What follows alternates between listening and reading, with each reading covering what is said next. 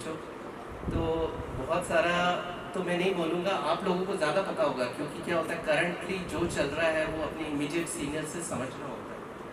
पर इस information technology, artificial intelligence के युग में जो मैंने समझा है कि इंफॉर्मेशन बहुत इम्पोर्टेंट है।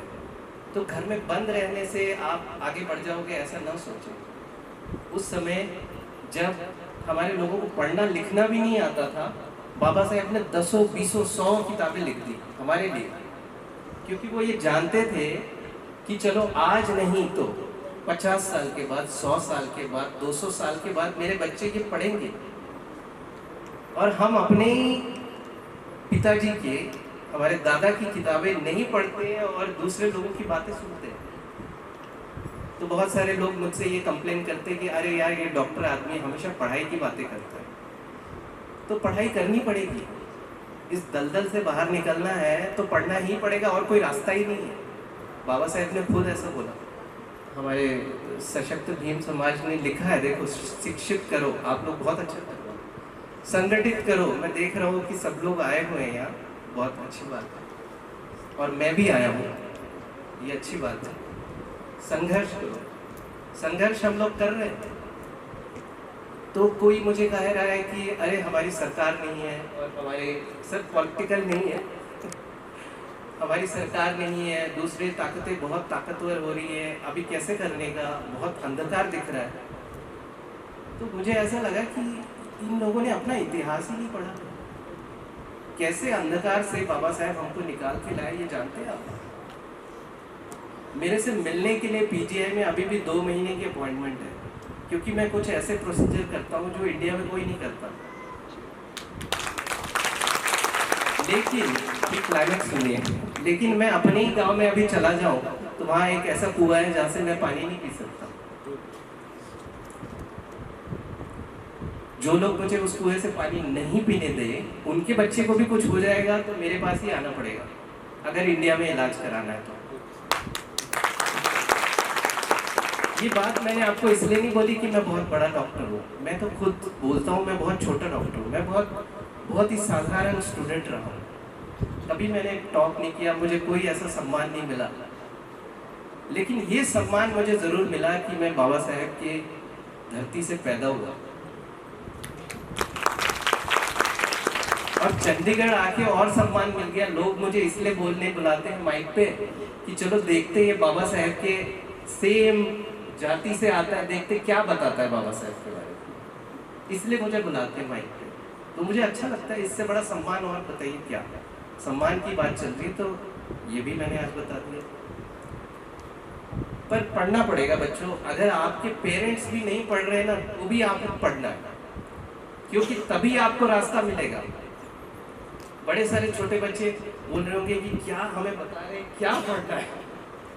तो सच बात यह है कि अभी देखिए इंडिया में हाईएस्ट डिग्री बाबा साहेब के पास थी, मतलब अभी भी ज़्यादा नहीं होगी नहीं, मेरे फील्ड में अभी मेरे पास हाईएस्ट डिग्री है इंडिया की। मैं थोड़ा सा बोल रहा हूँ, क्लाइमैक्स आ रहा है अभी। मैं इसलिए नहीं बोल रहा कि मैं बहुत बड़ा डॉक्टर हूँ, मैं आपको ये बता रहा हूँ कि आप हाईएस्ट लेवल पे भी पहुँच जाएंगे ना, फिर भी हमें एक अलग चश्मे से देखते हैं। ये चश्मा नहीं, एक अलग चश्मा, वो इनको मनुवादी मानसिकता ने दिया हुआ। अब बच्चों को कैसे समझाऊं, लेकिन बच्चों को ये बताना पड़ेगा हमको कि हमारी लड़ाई रिजर्वेशन के लिए नहीं है। हमारी लड़ाई कुछ रिजर्वेशन हमें मिल रहा है कि भाई ये सीट हमारी है, मिल जाएगी, इसके लिए नहीं है। हमारी लड़ाई तो उस रिजर्वेशन के खिलाफ है जो आपको 2500 साल से मिला हुआ है, जो हमारा हक है। अगर हम 85% है तो क्यों 3% हमारे ऊपर राज कर रहे हैं, ये हमारे बच्चों को समझाना पड़ेगा। फाइनेंसेस क्यों नहीं है हमारे पास, लैंड हमारे पास क्यों नहीं है। तो बच्चों मेडिकल करो, इंजीनियरिंग करो, ये करो, लॉ करो, वो करो, सब कुछ करो, बट अल्टीमेटली ये है कि मानसिक विकास कितना हुआ, कल्टीवेशन ऑफ द माइंड। एक किताब लिख सकता हूँ मैं बाबा साहेब पे, कल्टीवेशन ऑफ द माइंड। जो आज हम कर रहे हैं वो कर क्या रहे हैं, कल्टीवेशन ऑफ द माइंड।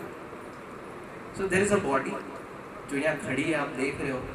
मैं खड़ा हूँ, डॉक्टर पंकज वैद्य नागपुर से आया हुआ, चंडीगढ़ की धरती पे पीजीआई का डॉक्टर, लेकिन उसका एक माइंड है। जिस तरह बॉडी को केयर की ज़रूरत है, खाने की ज़रूरत है, एनर्जी की ज़रूरत है, वैसे माइंड को भी है। हमें उस चीज़ से वंचित रखा गया। और अब आप देखिए, जो हमें मौका मिला 2000 साल तो बहुत ज़्यादा हो गया, 50-70 साल में हम लोग कहाँ पहुँच गए। आप देखो, कौन कहता है अंधेरा? बताइए मुझे, कौन कहता है अंधेरा? मैं हूँ सबूत, बाबा साहेब का मॉडल सक्सेसफुल है। मैं इस बात का सबूत हूँ, पीजीआई के हाईएस्ट पोस्ट पे बैठा हूँ मैं, हाईएस्ट एकेडमिक पोस्ट।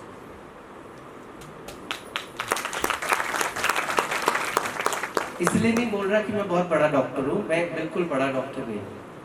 लेकिन बच्चों, बाबा साहेब खुद कहते थे अपने फील्ड में एक्सेलेंस, एक्सेलेंस समझते हो? Pinnacle, pinnacle means the top most what you can achieve.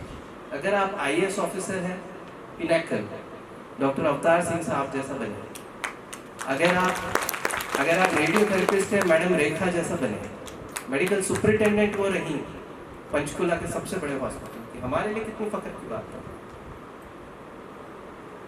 और भी बहुत सारे रोल मॉडल्स हैं यहाँ पे, लेकिन मैं सबका नाम नहीं ले पाऊँगा। और मेरा पर्पस आज ये था, उद्देश्य आप लोगों से बात करने का ये था कि एक तो ये है कि आपने समझना पड़ेगा कि इनके बारे में जानना ज़रूरी क्यों है। नंबर 2 ये है कि हमें अपने मोमेंट से जुड़ना है। मोमेंट क्या है? ये जो आप बैठे हो यही है। हम लोग तो आज हैं, कल नहीं रहेंगे, लेकिन आप लोगों ने इसको संभालना है। जहाँ मुश्किलें लगे उसमें से निकलने का रास्ता बाबा साहेब ऑलरेडी लिख चुके हैं। मैंने बोला हमारा आगे का फ्यूचर भी बाबा साहेब लिख के गए। बच्चों, आपको क्यूरियोसिटी डेवलप करनी पड़ेगी, बाबा साहेब को पढ़ना होगा, जानना होगा। आप अपने इतिहास से कनेक्ट हो जाओगे। बहुत ज़्यादा मैं सफ़ेद बाल वालों पे फोकस नहीं करता हूँ, आई एम सॉरी, क्योंकि उनसे ज़्यादा उम्मीद नहीं है। वो फिक्स्ड माइंडसेट वाले हैं, उन्होंने जो करना था कर दिया। बच्चों, जो फ्यूचर हो आप हमारा, आप ही हो।